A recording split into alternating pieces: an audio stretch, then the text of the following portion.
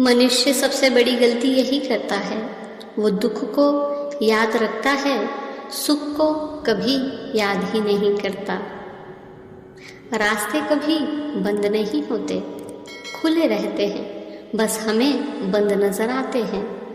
वास्तव में वे आपको विनम्र करते हैं, क्योंकि वे आपको एहसास दिलाते हैं कि आपकी उम्र चाहे कितनी भी हो, फिर भी आप नहीं जानते कि आपके लिए सबसे अच्छा क्या है।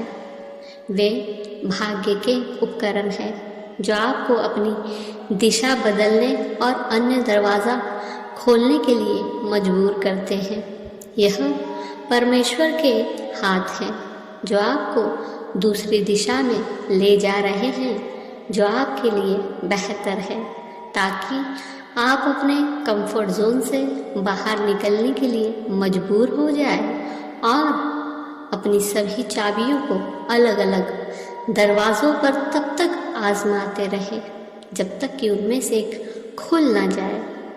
इसलिए अगर आपको लगता है कि आप आगे कुछ सोच और कर नहीं पा रहे हैं, तो आप शांत बैठिए और जो गलतियां हुई उन्हें बाहर कर दीजिए और छोड़ दीजिए अपने कंफर्ट जोन को। कोई क्या कहेगा, यह बिल्कुल मन से निकाल दीजिए। बाहर निकलिए, दुनिया बेहद खूबसूरत है। हुनर आप में फूट फूट कर भरा है। बस एक बार अपने लेवल पर मन से प्रयास कीजिए। कभी दूसरों पर निर्भर मत रहो, क्योंकि जब उनका साथ छूटता है तो भी दुख होता है। तुरंत अपना रास्ता खुद बनाने का प्रयास कीजिए। जिंदगी के किसी भी पुल को पार करने के लिए सबसे पहले आपको अपने पैरों पर भरोसा होना चाहिए, तभी तो वो पुल पार होगा।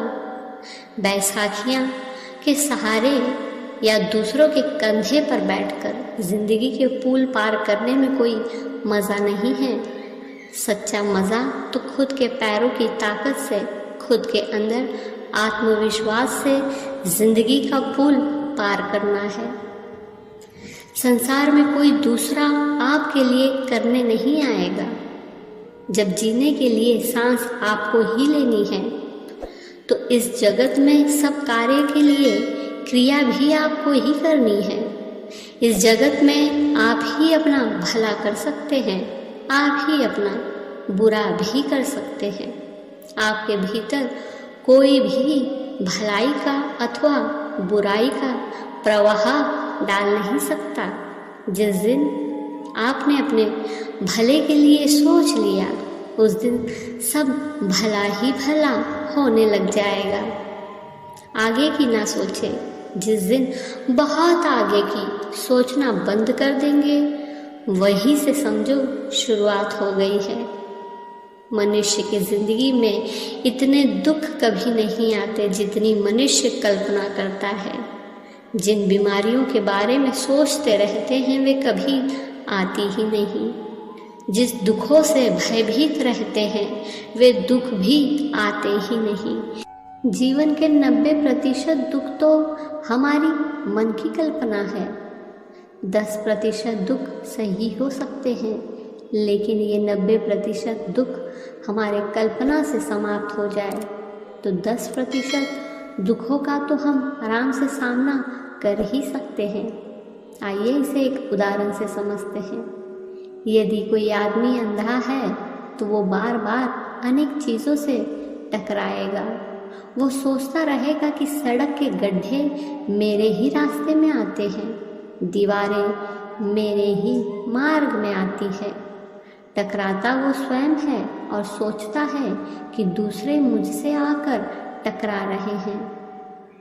लेकिन जिस दिन यह अंधापन दूर हो जाता है, उस दिन मालूम हो जाता है कि कहाँ गड्ढा है, कहाँ बाधा की दीवार है, कहाँ कांटे बिछे हुए हैं और मुझे किस प्रकार से चलना है।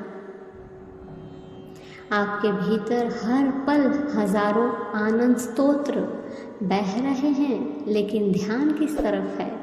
यदि ध्यान सुख की अपेक्षा दुख की तरफ है और सुखों की तरफ पीट कर बैठे हैं तो सुख कहाँ से प्राप्त होगा।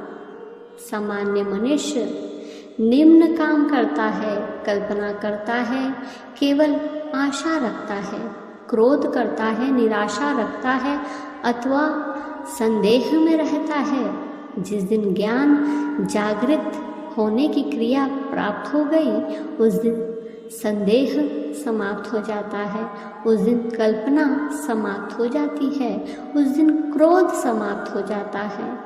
ज्ञान के साथ विश्वास आता है, ज्ञान के आनंद आता है।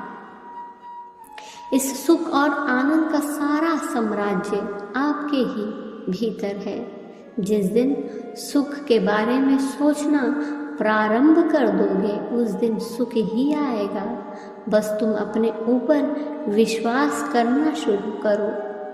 जब आपको अपने ऊपर ही विश्वास नहीं है, तो दूसरों को आप पर विश्वास कैसे हो सकता है।